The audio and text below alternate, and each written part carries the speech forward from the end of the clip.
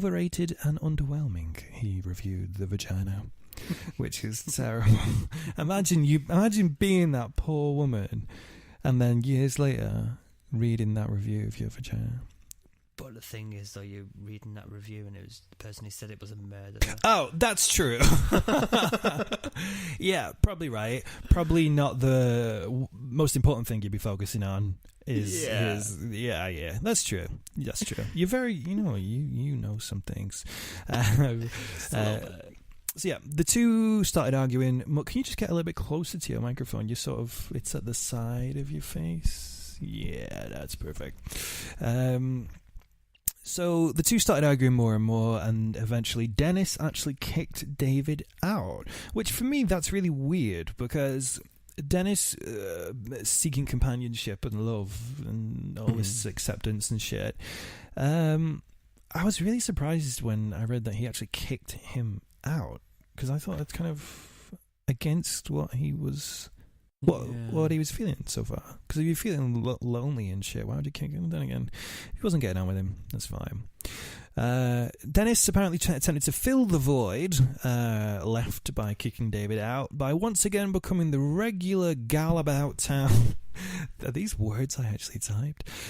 He became the regular gal about town and began once again lurking around London's gay bars. Yes. Come to the end of 1978, and Dennis sank into a deep depression after spending the Christmas holidays alone in the flat. That sucks. So, I do feel sorry for anyone alone at Christmas. But, again, there's things that happen that will make me retract I don't know that these statement. yet. But yeah, in the year and a half-ish after Dennis kicked David out, the death fantasies sort of started creeping back. And this time, they became more prevalent. As Dennis, before, he was doing these things, but didn't realise, he says, he didn't sort of realise, putting the two things together. Sex and death. He didn't realise that that's what he was doing, but at this stage, he makes that conscious decision where he goes, "Oh, that's my thing." Like some people make like a little spank, or people might a little nipple tipple. That's his thing. I'm really confused at the moment. Is he thinking about trying to kill himself while he's doing it, or is he thinking about other people dying while he's doing it? He is just fixated on Death. The form. Okay. So the way the body looks in that state. So, the way his brother was asleep. Yeah. The way he gets these people to look. The way his granddad was. Yeah. It's all very that. And I don't think it really matters if it's him or someone else necessarily who he's picturing. At least not at this point. But we do very quickly shift. So yeah, he's consciously realizing exactly what he's doing. So he puts the link together that, okay, it's sex and death. That's my bag. That's my kink. I don't think you can call it a kink. Again, I think that's probably the wrong term. I'm probably going to be saying a lot of things that are very wrong on here, and people listening, feel free to pull me up on them. I definitely need educating on some things. So yeah, this is the first time as well, which surprised me, that he actually associates the makeup thing he was doing with being dead. I mean, like, I don't know what he was thinking before. Okay, yeah. Because if you paint yourself in talc and put blue on your lips and shit, like, what else is that? Lady Gaga in the Applause video? That wasn't out yet. That's not Maybe even an it's just excuse. a little bit cold. Yeah, cold. I'm really into cold people. No. Oh, well, kind Freezing. of. Kind of is. It's cold. Yeah, anyway, he says that he associates the makeup with being dead, and then he adds a few extra details because he goes, oh, I'm not doing this cosplay right. I need to add a little extra. So as part of his masturbatory ritual, he also adds in fake blood. He adds in fake blood to the mix, and he also lays down in the mirror, and he also takes his head out of the shot of the mirror. So you can get in a position of the mirror where you can see like your body, but you can't see your head. So he was doing that. So essentially, he was recreating a decapitated body in the mirror while masturbating, which is kind of fucked up. So is he, again, I'll go back to it, is he trying to think that body is another person, or... I'm thinking that before this point, he didn't get it, and he didn't care if it was his body or someone else's that was in that position. But I think as soon as he realizes that, this is a dead body that he's actually recreating, I think it separates from him to someone else. That's why the head is taken out, I'm guessing. Yeah. So he can disassociate himself with what he is seeing. Right. Okay, so by December 30th, so he spent Christmas alone so far. He has added a little blood to the mix, and December 30th comes along, and he's desperate for company because he's feeling awfully lonely. So he went to the Cricklewood Arms pub, and according to his original testimony, he had met and returned home with an 18-year-old Irish labourer whose name he could no longer remember. That is something that will come into play very much. Like, he just doesn't remember people's names a lot. So when we'll get to certain people... So it sounds like he just goes and does his thing, but it doesn't even bother to take the name sort of thing. Like, the name doesn't even matter. The way it comes across to me is that these experiences for him are sort of transient in nature. Okay. So he doesn't really... there are a few he does remember. And I guess those are the ones that actually sort of mean something to him. But there are a lot of them that he does not remember at all. And again, I'm thinking that those are just sort of things that happened. He didn't care about these people. And this is really, really super sad, this one, because this 18-year-old Irish labourer, whose name he couldn't remember, it wasn't until 2006, actually, when that person was able to be identified. And the person was identified as 16-year-old Stephen Dean Holmes. They knew that he was 14. Shit, so really young. Born on March 22nd, 1964. So yeah, it wasn't until 2006 which they actually realised who he had killed.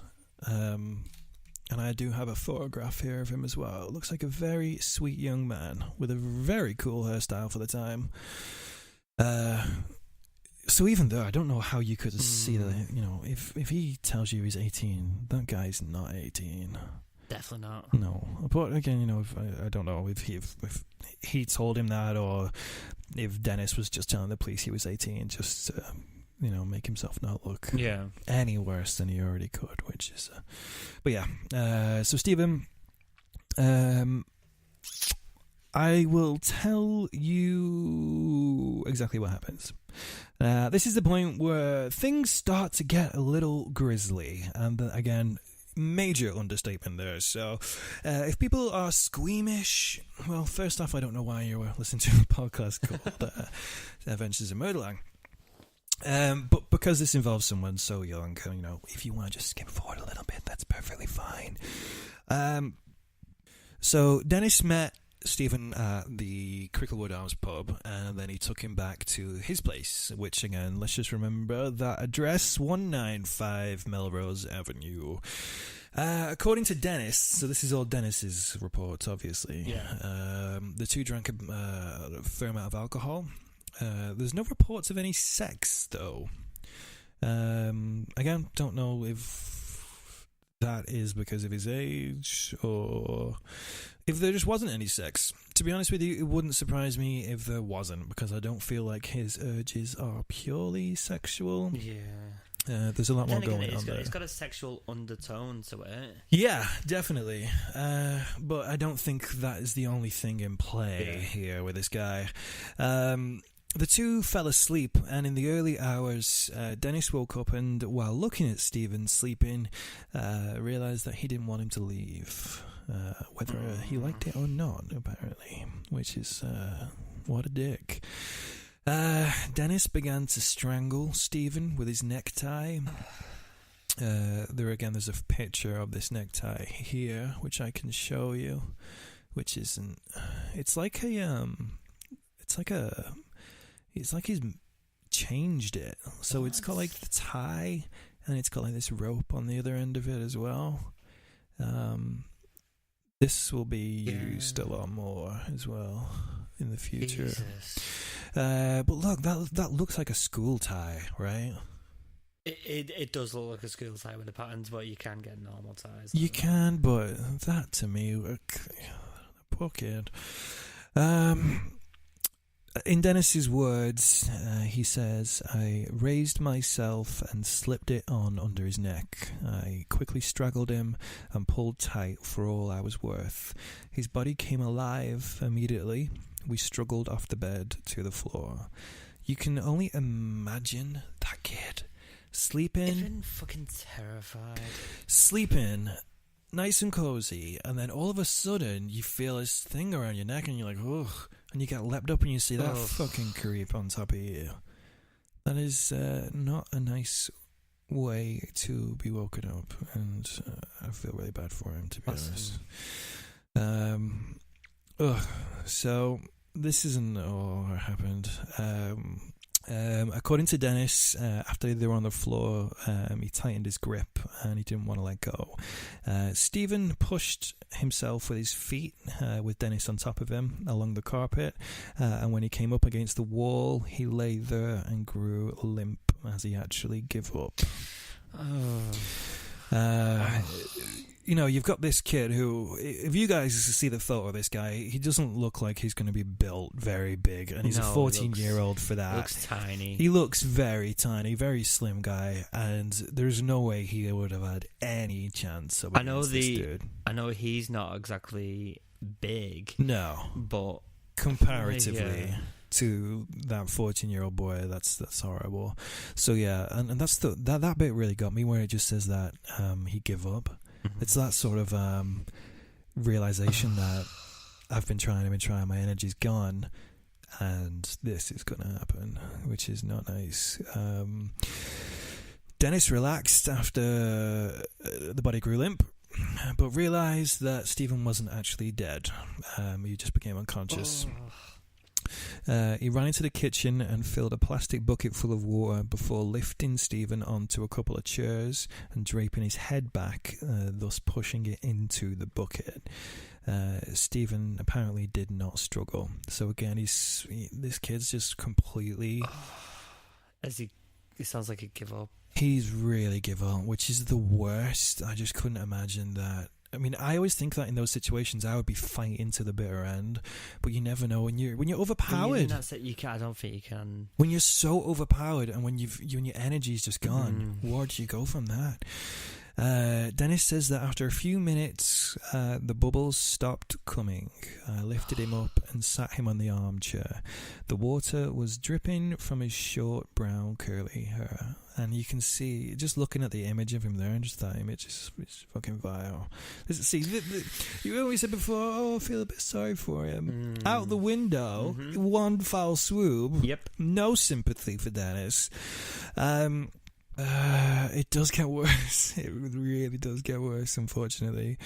Dennis, sorry, by the way, any laughter from my point is nervous laughter and sort of disgust laughter that this can happen. I'm not laughing at this situation. Dennis bathed and dried Stephen's body after he was dead, and he took him to the bed.